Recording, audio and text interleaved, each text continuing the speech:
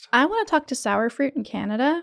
Yay, Sour Fruit. Oh my goodness. Sour Fruit, she called in to talk about being an atheist and person of color in another country. Yeah.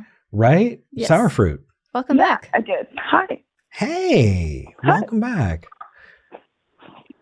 So Yeah, today I'm not talking about that though. No.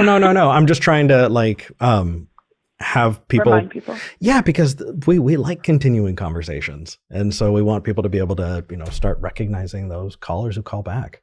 It says you want to talk about recovering from a depressive period, and you found yourself thinking about God. Yeah. Talk to us. So it's weird. Like during the entire period, I was not like, oh, God exists. I was like, whatever.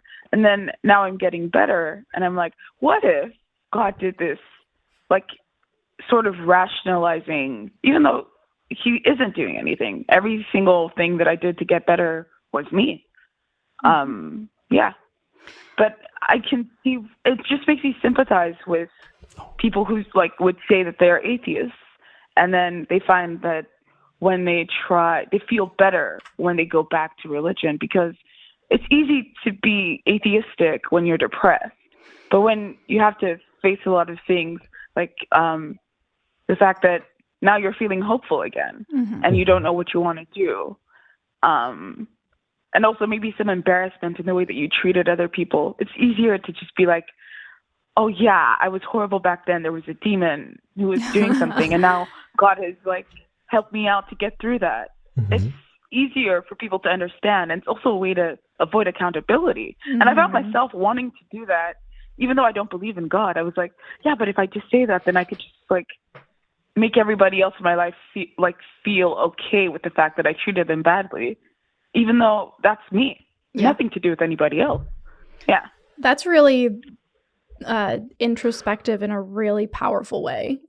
I think that more people could do with understanding that level, even not just the demon possession element, but that concept of, oh, well, it was just a thing that I did because of this thing I couldn't control. Yes, absolutely. You cannot control your brain state in that way.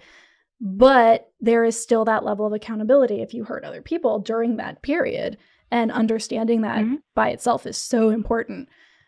I'm super intrigued by the connection that you made to coming out of depression and assumptions about God or God's existence, or maybe this was a test, or maybe something supernatural was happening. And I think that is so, it speaks so much to the level of cultural kind of indoctrination that we've all kind of absorbed, because that story, the story of the person who was an atheist and was super depressed and then they weren't anymore and then God came back into their life, that is just about as cliche as you can get in a church setting. That is every testimonial. That is everything.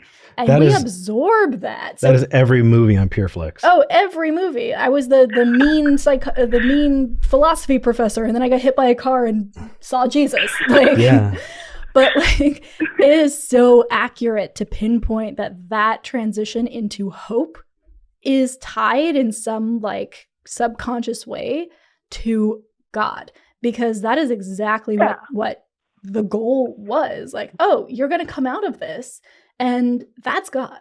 Yeah, we've been conditioned. Yeah, deeply. Absolutely. So, I mean, good call making that connection. And if I wasn't a skeptic, or if I wasn't as skeptical as I am now, or if I hadn't been watching thousands of shows almost all the time, questioning myself, I would probably be religious right now, which is insane to think about. And I can't imagine how many people who have been through something and brought themselves out of it, and then have put all of their efforts, and they've ignored what they did and said, okay, that was God. Yep. It's so sad to think about, but there are definitely people like that. Oh, yeah. And I think that is the story of every person I've talked to who said, I was an atheist and then I had an experience that I couldn't explain. That's it. Oh, yeah, absolutely. But Yeah, I really don't know how to add to that, because that is exactly what that is. You've been taught that when that happens, that is the time. Like that was the hallmark moment that you're supposed to, somehow forget how to be a Christian and like not know anything about the Bible and be like, and then say the sinner's prayer, Yeah. God, Yeah. hey bro, I don't know how to do this, but like I'm really fucking sad. Oh, I can't say the F word. Oh, and just like fumble with your prayer like a virgin trying to unclasp a bra, and like, I don't know. Wow. What? That is The sinner's prayer absolutely is what that is. I'm just amused that, like, okay. Okay. What pray? How pray? But like the fact that you found yourself here talking about it, Yeah. is awesome.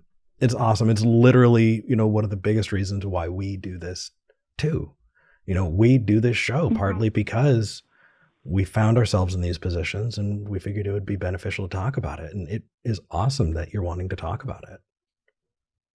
Yeah, thank you so much. I really just wanted to say that. I don't think I have anything else to say. So. Well, thank you for calling, and I'm so glad to hear that you're coming out of what sounds like a really difficult period. Good job working through that and taking care of yourself and taking accountability where you need to. You're doing all the right things, it sounds like. Absolutely. Thank you so much. Sending hugs from Texas. Yeah, have a good day. Bye, sour fruit. Thanks. You too. Bye. I like sour fruit. Me too.